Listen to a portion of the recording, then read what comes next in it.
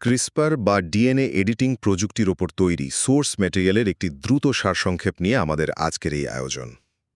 একবার ভাবুন তো, মানুষের শরীরের ভিতরের কোনো রোগ যদি কম্পিউটারের সফটওয়্যার বাগ ফিক্স করার মতো ভুল কোড মুছে সারানো যেত, তাহলে কেমন হতো ব্যাপারটা। প্রথমত, চিকিৎসা বিজ্ঞানে এর অবিশ্বাস্য সাফল্যের কথাই ধরুন।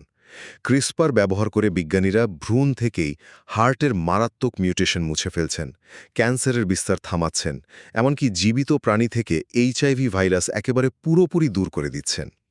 ইঁদুরের সিকল সেল বা জন্মগত অন্ধত্ব সারানো হচ্ছে। এটা ঠিক যেন মানুষের শরীরের ভিতরের সফটওয়্যার বাগ ফিক্স করা। কিন্তু প্রশ্ন হল, জন্মের আগেই জেনেটিক রোগ ডিলিট করা মানে কি আমরা ডিজাইন মানুষ তৈরির দিকে এগোচ্ছি?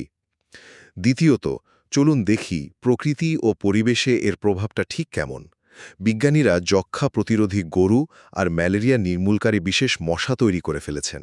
আবার পরিবেশ বাঁচাতে শৈবাল থেকে প্রচুর বায়োফুয়েলও তৈরি করা হচ্ছে। বুঝতেই পারছেন, এটা যেন প্রকৃতির ইকোসিস্টেমের ভেতর সরাসরি একটা বায়োলজিক্যাল অ্যান্টিভাইরাস ইনস্টল করে দেওয়ার মতো দারুণ ব্যাপার। অবশেষে দৈনন্দিন প্রযুক্তিতে এর সায়েন্স ফিকশনের মতো ব্যবহার।